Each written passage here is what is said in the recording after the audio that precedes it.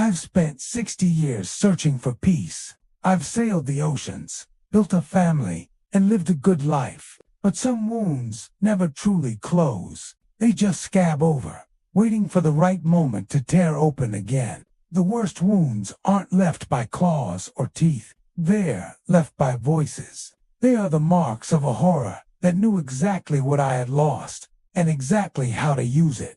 They warned us about the woods, but nobody warned me about the whispers. I heard him. I heard my dead brother calling. My name is Arthur. The summer I turned 16 should have been the summer of boundless freedom. Instead, it became the summer of silence. 2 months earlier, my little brother, Mikey, had drowned in a lake accident. He was only 12. Losing him wasn't a hole in our family. It was a vacuum, sucking the life out of every room. My father retreated into his work. My mother, she just cried. Losing Mikey was worse than losing a brother. It was losing my own childhood. Mikey was my shadow, my biggest fan. He had a laugh like a chime, high and clear. I still hear it sometimes when the house is too quiet. I was running away from that silence. I was running from the empty bed.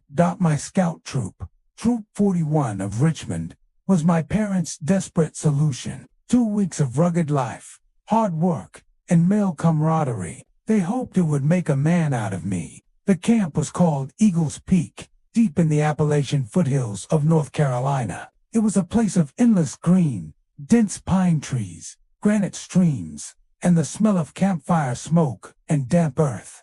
I felt small there, but initially, I felt safe. I was Arthur, the scout, not Arthur, the big brother who failed. The troop was everything you'd expect. 20 boys trying to prove something, and one iron-willed leader, Mr. Henderson. He was a former Army sergeant, scarred by some war I didn't know the name of, but fair and stern. He instilled discipline like a creed. Our first week was a beautiful lie hiking, knot tying, the simple power of a shared adventure. We felt invincible. We played pranks, told silly ghost stories around the crackling fire, and felt that powerful, simple camaraderie that only young men on a shared adventure truly understand. We were brothers in the wilderness, bound by shared sweat and mosquito bites. It was a temporary reprieve from the crushing weight of grief, a chance to breathe air that didn't feel heavy with unspoken sorrow. For a few fleeting days, I almost forgot. The second week, the mood shifted. We were deeper in the wilderness, further from any hint of civilization, tasked with building a difficult footbridge over a particularly treacherous gorge. The air grew heavier, the shadows stretched longer, and the playful whispers of the first week were replaced by a quiet unease. And that's when Mr. Henderson brought out the serious warnings. He didn't speak of bears or rattlesnakes. He spoke of local folklore, things that mimic, things that walk on 2 legs but move too fast, things that were not human, not animal, but something far older, far more insidious. He looked at us, his eyes like chipped slate, hardened by things he'd seen beyond these woods, and said, "Boys, this land is old. It has its own rules, rules older than any man-made law. You will swear to me on your badge that you adhere to 2 rules above all others. 1. Never, under any circumstances, leave the marked trail after sunset. Not for a fallen canteen, not for a lost friend, not for anything. The woods own the night, and in these parts, the night brings out things that shouldn't be seen. 2. If you hear a familiar voice calling your name deep in the woods, a parent, a friend, a loved one, no matter how desperate, no matter how real it sounds, you are absolutely forbidden to answer. You do not acknowledge it. You do not move towards it. You simply turn away and walk back to camp, pretending you heard nothing. It is not what you think it is. It is the lie wearing a voice. And if you answer, if you give it an opening, it will never let you go." He never explained the why in detail, but the grimness in his eyes, the almost palpable fear in his usually stoic demeanor, was explanation enough for even the most skeptical among us. We, being teenage boys, initially scoffed, making jokes about the copycat or Old Man Henderson's boogeyman. We called it names, tried to make light of the chilling rules, but the jokes stopped cold one night when Billy Thompson, the toughest kid in the troop, a burly boy who never cried, returned 30 minutes late from his solo watch by the northern creek. He was pale, shaking so hard he couldn't hold his canteen steady. He swore he heard his mother crying his name from the dark, miles away, her voice laced with such raw desperation that it ripped his heart out. It sounded exactly like her. "Artie," he whispered to me later, his eyes wide and vacant. But it wasn't. It sounded wet, like a bird learning to talk. And it was laughing. Artie. Faint, but laughing. After she called my name, his words chilled me to the bone, a premonition of my own coming nightmare. I was chosen for the midnight watch on the 10th night. It was late, cold, and the moon was swallowed by an oppressive cloud cover. The air was thick and heavy, pressing down on the canvas tents, almost suffocating. The campfire was reduced to a few dying embers, casting long, dancing shadows that played tricks on my eyes. The only sound was the rustle of leaves, the distant hoot of an owl, and my own anxious, ragged breath. I walked my slow perimeter, rifle slung over my shoulder, trying to focus on Mr. Henderson's rhythmic cadence from training. Left, right, listen, observe, keep your senses sharp. But my senses were already overwhelmed by the pervasive loneliness and the gnawing ache of Mikey's absence. And then, I heard it, a sound so soft, so fragile, so heartbreakingly familiar, that I almost convinced myself it was the wind, playing tricks on my grief-stricken mind.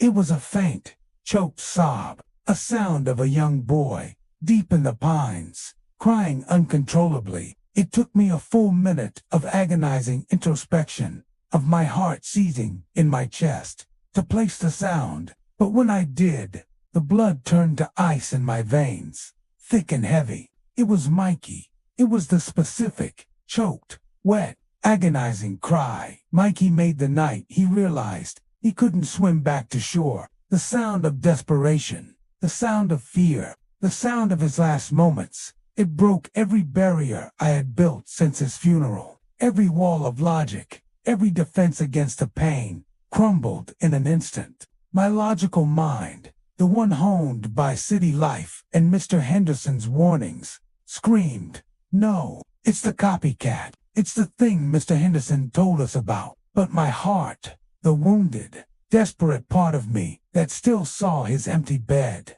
that still felt the phantom weight of his hand in mine, began to ache with a brutal, sharp pain, a pain so intense it buckled my knees. This sound was not a generic cry. It was perfectly, horribly authentic. It was the exact cadence, the exact pitch, the exact rasp of my little brother's voice, raw with terror. It knew the sound of my deepest sorrow, the precise key to unlock my most profound despair.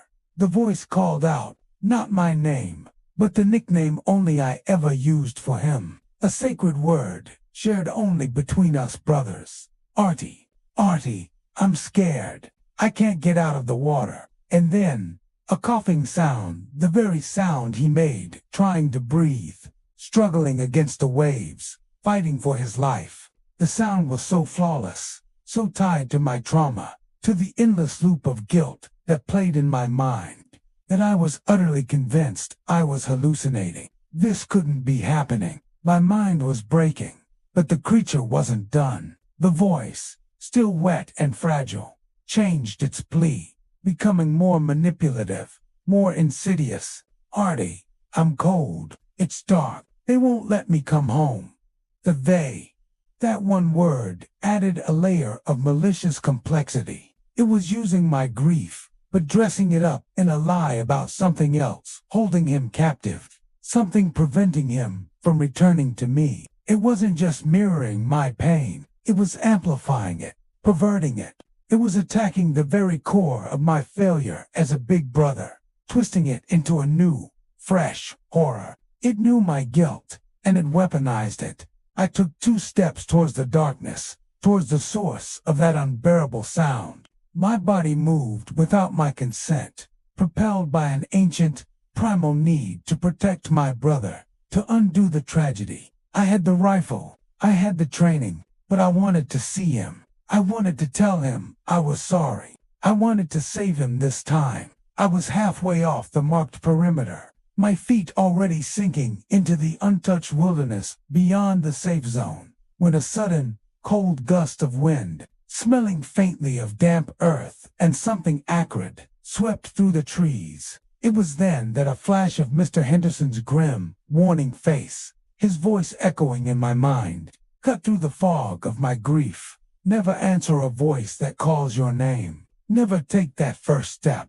The sheer, agonizing pain of having to deny my brother's final, desperate plea of having to choose between the sacred memory of my lost loved one and the chilling command of a stranger was a torture I wouldn't wish on my worst enemy.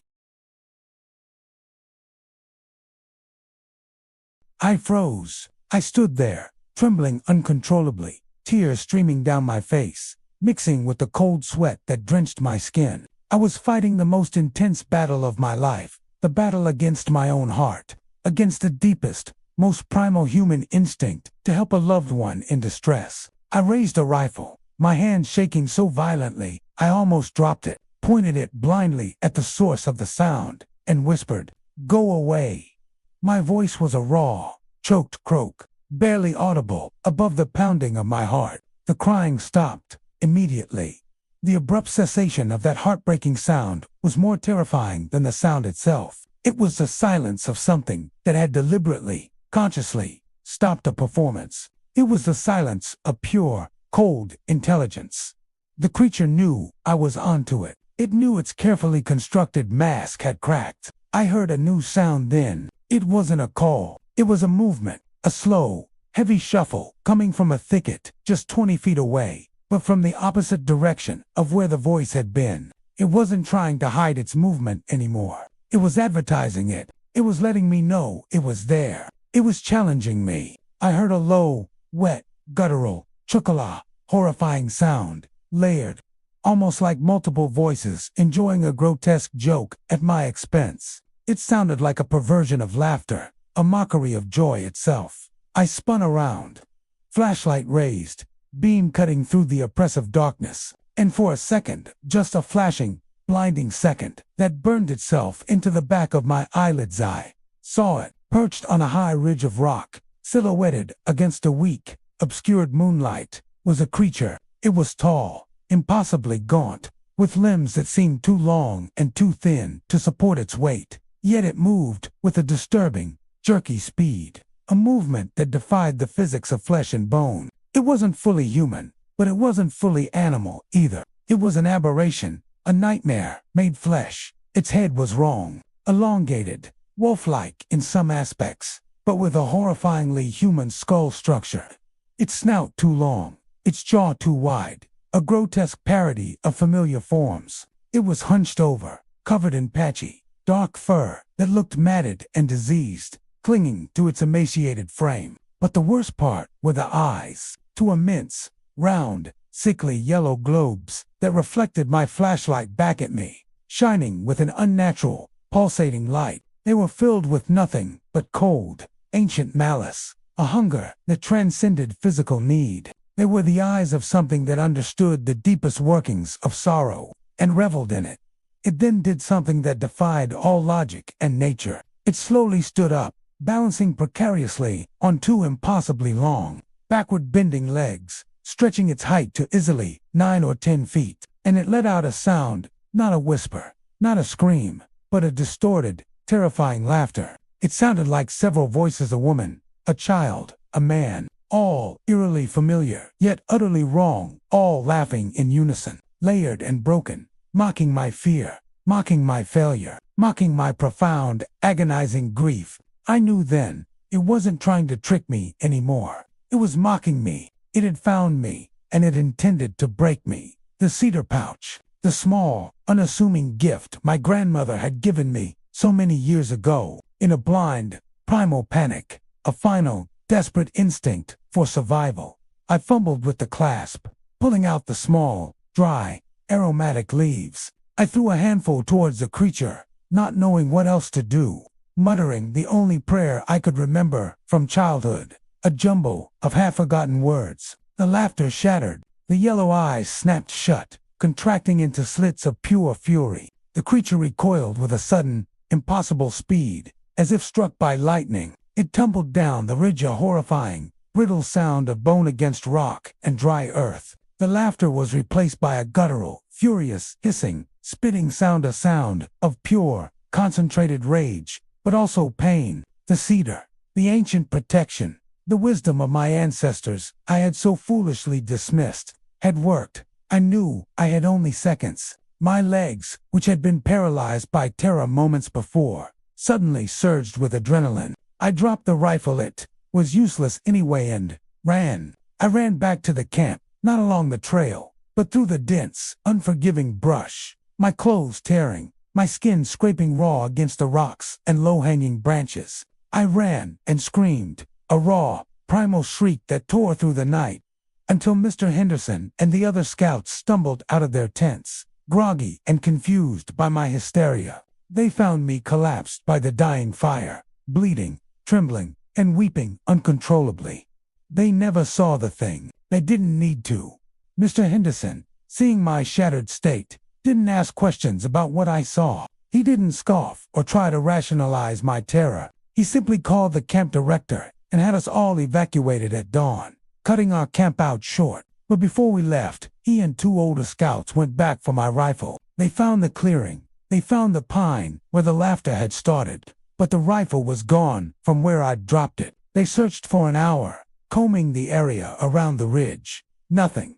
But when they returned, Mr. Henderson showed me something that solidified the impossible truth of that night. At the very base of the ridge where the thing had tumbled, etched deeply into the solid granite rock, were three long, perfect claw marks, too deep to be a bear, too wide to be anything normal, far too clean and precise to be random. And right beside the scratches, a few feet from where the thing had landed, they found my rifle. The barrel was bent, twisted into a lazy spiral, warped and contorted as if someone had taken the strongest metal and deliberately, slowly, turned it like clay. The heat hadn't done it. Nothing natural, nothing human, had done it. Mr. Henderson looked at the rifle, then at me. His face was grim, unreadable. "It didn't just want you, Arthur," he said, his voice quiet, almost a whisper. "It wanted to take your means of defense. It wanted you to know that the woods have rules, and you broke them, and it won't forget your face."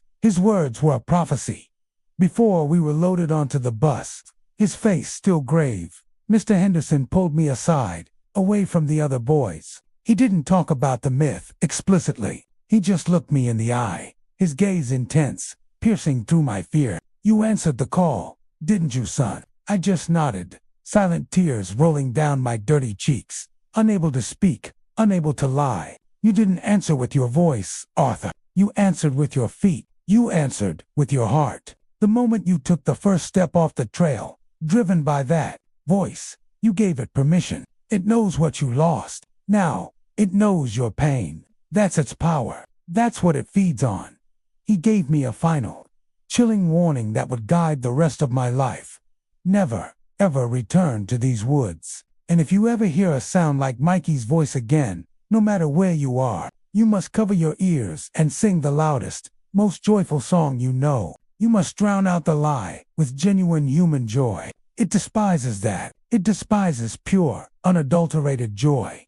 I left the scouts that day. I left the mountains. I didn't return to the city. I couldn't bear the noise, the indifferent crowds. The physical wounds healed quickly, but the psychic trauma was permanent. The Skinwalker didn't just hurt me. It corrupted my memories. I started having vivid, waking nightmares where Mikey's voice was distorted, twisted into that horrible, wet chuckle of the creature. The voice of my dead brother, once a comforting echo, a cherished memory, became the trigger for pure, debilitating panic.